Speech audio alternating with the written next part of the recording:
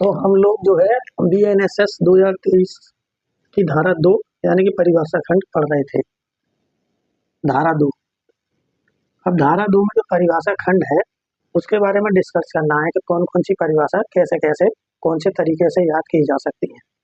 तो उसी बारे में डिस्कस करना है, उसी को जानना है, उसी को समझना है कि कैसे एक बार में धारा 2 को समझा जा सके। क्योंकि भारतीय नागरिक सुरक्षा संहिता 2023 की जो धाराएं हैं उनमें थोड़ा उतार चढ़ाव किया गया है, जिससे कि याद करने में थोड़ी कठिनाई का सामना करना पड़ रहा है। तो उसी को देखते हुए आज हम थोड़ा उसी पर ध्यान देते हैं और करते हैं कि कैसे अच्छे से याद की जा सकती है। तो पहले नंबर पे जो आता है ए पॉइंट आता है हमारा, ए पॉइंट आता है। तो ए पॉइंट पर हमें देखना है कि कौन सी परिभाषा आई। तो ए में और एक ही शब्द से केवल एक ही डेफिनेशन दी गई है, केवल एक ही परिभाषा दी गई है धारा 2 में, यानी कि सेक्शन 2(1) में। ठीक है, कौन सी परिभाषा? वो है ऑडियो वीडियो और इलेक्ट्रॉनिक्स। ये केवल एक ही परिभाषा है ए में। वही हम देखें तो यहाँ जो ए शब्द है वो ए शब्द से भी केवल एक ही परिभाषा बन रही है। ठीक है, तो ए में आ गई एक परिभाषा ऑडियो वीडियो इलेक्ट्रॉनिक्स, ये हमेशा याद रखिए। ठीक है, क्योंकि एक ही परिभाषा ए में है। वहीं हम आते हैं बी क्लॉज पे आते हैं अब। तो धारा 2(1) जो धारा 2 है उसकी धारा 1 का जो बी खंड है उसमें आप देखते हैं कि बी शब्द जो है हमारा, तो बी शब्द से कितनी डेफिनेशन हमारी बन रही है। तो बी शब्द से जो हमारी डेफिनेशन बन रही है वो बन रही है 4। तो 4 कौन कौन सी बन रही है? तो पहले नंबर पे हमारी बन रही है बेल बन रही है। ठीक है, जमानत। फिर उसमें बन रही है उसके बाद हमारी वेलेबल ऑफेंस। फिर उसके बाद में हमारी बन रही है बेल बॉन्ड और फिर इसके बाद में है बॉन्ड। तो बी शब्द जो है, तो बी शब्द से हमारी केवल 4 परिभाषाएं बन रही हैं। वो इस प्रकार है, कैसे कैसे कि एक तो आ गई हमारी बेल, फिर आ गया bail bond, bailable offence, bail bond और बॉन्ड, यानी कि 4 डेफिनेशन आ गई। तो पहले बेल मिलेगी और बेलेबल ऑफेंस होना चाहिए, फिर उसके बाद बेल बॉन्ड दिया जाएगा। तो बॉन्ड क्या होता है उसके बारे में बताएं। तो बी से हमारे 4 शब्द आ गए। तो बी से हमारे 4 शब्द आ गए ना, तो 4 परिभाषा बी से हमारी मिलती जुलती हुई ये आ गई। तो वहीं इसके आगे हम लिख लेंगे बी हो गया, सी हो गया, डी हो गया, ई हो गया। तो ई तक की परिभाषाएं हमारी आ गई। अब बात करते हैं एफ में। तो एफ में जब हम बात करेंगे तो एफ में अब यहाँ आ गए हम बी में। तो बी के बाद जो हमारा शब्द आएगा वो आएगा सी। तो सी से हमारी कितनी परिभाषाएं? तो सी को अगर हम देखें तो सी से हमारी 3 परिभाषाएं बनती हैं। कौन कौन सी? सी से बनती है हमारी 3 परिभाषाएं। तो सी से पहले आएगा चार्ज, फिर उसके बाद में आएगा कॉग्निजेबल ऑफेंस,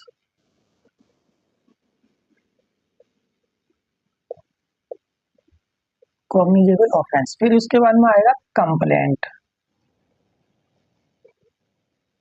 जी, हमको इस तरीके से अगर हम याद करेंगे तो बहुत आसानी से याद हो जाएंगे। सी में हमारी 3 डेफिनेशन है। सबसे पहले है चार्ज है, फिर उसके बाद कॉग्निजेबल ऑफेंस है, फिर उसके बाद में कंप्लेंट है यानी परिवाद। तो सी में हमारी 3 परिभाषाएं होंगी। तो इन्हीं को हम यहाँ लिख लेंगे। क्या लिख लेंगे? Charge, cognizable offence,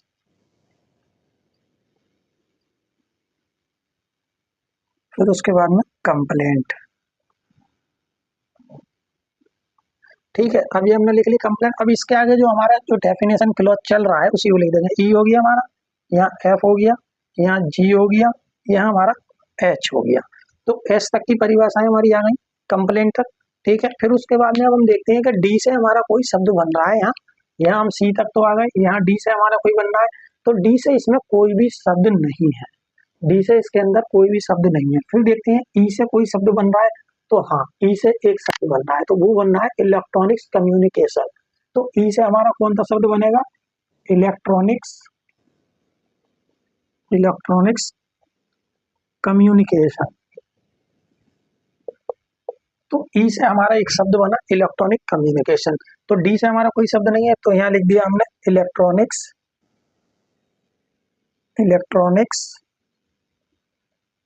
communication.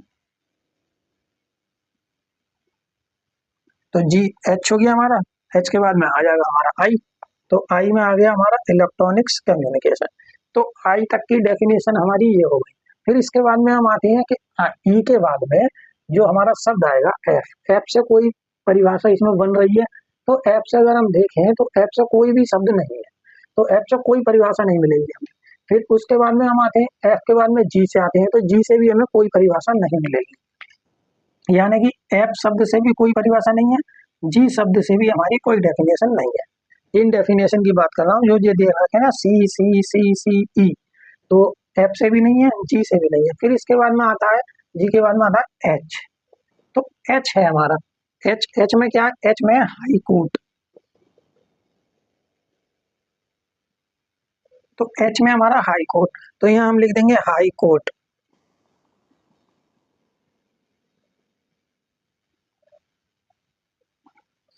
तो इसको आई आ गया तो जे आ गया, तो जे में आ गया हमारा हाई कोर्ट, यानी कि जज साहब।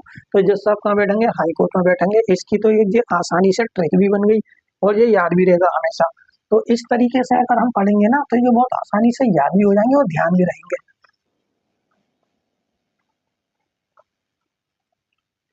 फिर इसके बाद में आते हैं हाई कोर्ट के बारे में, आएगा हमारा एनक्वायरी आ जाएगा,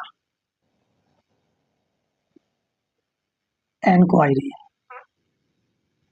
तो एनक्वायरी के बाद में हमारे कितने शब्द आते हैं, हमारे दो शब्द आते हैं एनक्वायरी। तो एनक्वायरी हो गया और एक हो गया इन्वेस्टिगेशन। तो एनक्वायरी हो गया, इन्वेस्टिगेशन हो गया। अब ये हो गए हमारे दो शब्द, ठीक है। इसके आगे हम जे आ गए, जे के बाद में इसके लिख देंगे के, इसका लिख देंगे एल, यानी कि डेफिनेशन क्लोज में के एल। अब दो आ गए ये, ठीक है। अब इसके बाद में हम के बाद में आगे चलते हैं एम, एम में क्या आ जाएगा हमारा, तो एम में हम देखेंगे कि हमारा कोई शब्द है, आई के बाद में कोई शब्द आ रहा है, तो आई के बाद में आएगा जे, तो जे से हमारा हमारा जो आएगा वो आएगा जुरिडिक्शन, तो जुरिडिक्शन आ जाएगा, जे से आ जाएगा जुरिडिक्शन। इस जे की बात कर रहा हूँ मैं, ना कि यहाँ, ये तो हमारा डेफिनेशन क्लोज वाला चला। तो एम में आ रही हमारी जुरिडिक्शन, ठीक है। तो जुरिडिक्शन किसकी होगी, मजिस्ट्रेट की होगी, यानी कि क्षेत्राधिकार किसका होगा, मजिस्ट्रेट का होगा।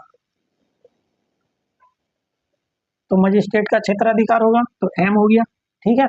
इसी के साथ में अब आगे देखते हैं हम, तो जुरिडिक्शन हो गई। फिर उसके बाद में हम देखते हैं कि एन में हमारा क्या आएगा, एन में क्या आएगा। तो एन में हमारा जो दे रखा है वो दे रखा है कि लोकल जुरिडिक्शन क्या होगी, तो एन में आ जाएगा हमारा लोकल जुरिडिक्शन। तो लोकल जुरिडिक्शन को इसमें कहा गया है,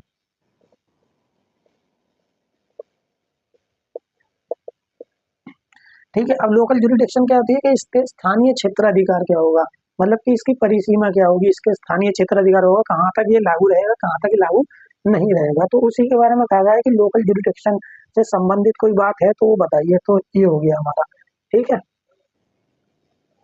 फिर इसके बाद में हम बात करते हैं एम एन ओ की। अब ओ में आ जाते हैं हम, ओ में क्या आ जाएगा हमारा, तो ओ में अगर हम देखेंगे ना तो ओ में हमारे कई सारे शब्द हैं, यानी कि दो शब्द हैं और उसके बाद में भी बहुत सारे शब्द दे रखे हैं।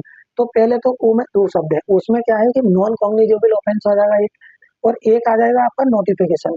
तो ओ में केवल एक ही शब्द पहले लिखेंगे, नॉन कॉग्निजेबल,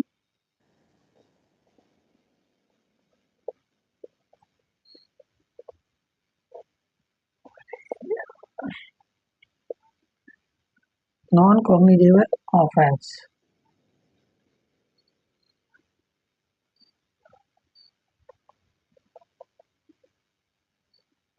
एम में है जुडिशियल प्रोसीडिंग, याद आ गया, ये गलत हो गया था,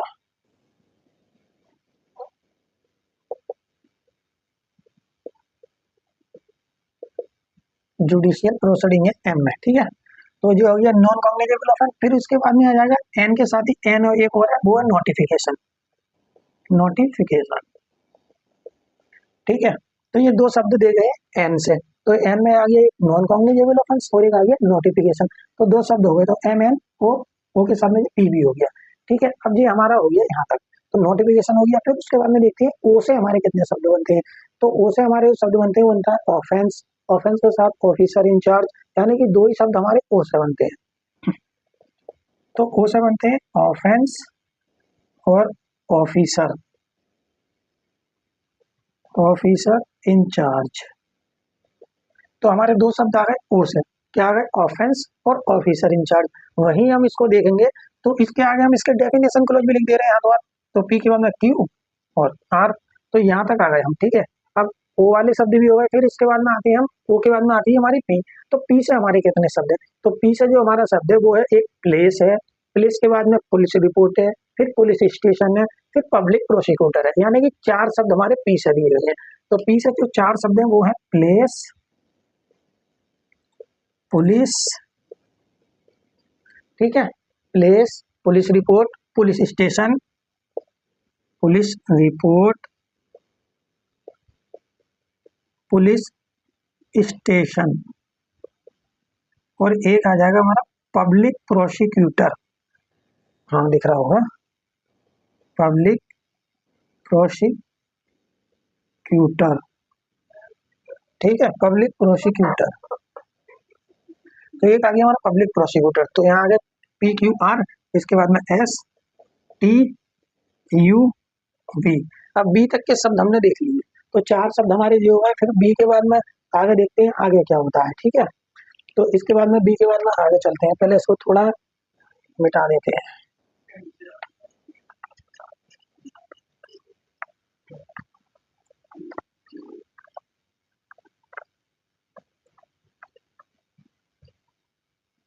तो बी शब्द, बी तक देख लिया हमने पब्लिक प्रोसिक्यूटर। तो बी के बाद में आते हैं हम डब्ल्यू पे। तो डब्ल्यू में हमारा सब डिवीजन, तो डब्ल्यू में हमारा क्या, सब डिवीजन। तो डब्ल्यू में आ गया हमारा सब डिवीजन। तो डब्ल्यू में जब सब डिवीजन आ गया तो सब डिवीजन के बाद में फिर हमारा आता है एक्स। तो एक्स में आ जाएगा सम्मन केस, वहीं दो आ जाएंगे, एक्स में आ जाएगा सम्मन केस। तो एक एस जी हो गया, एक एस जी हो गया, तो ये हो गए दो हमारे एस से, ठीक है। एक हो गया सम्मन केस, एक हो गया सब डिवीजन।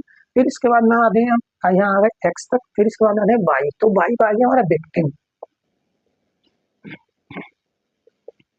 तो वाई में आ गया हमारा विक्टिम, तो विक्टिम कौन है, ठीक है। फिर उसके बाद में आता है वाई आ गया, वाई के बाद में विक्टिम आ गया, एक्स वाई जेड आ जाएगा हमारा। तो जेड में हमारा आ जाएगा वारंट केस।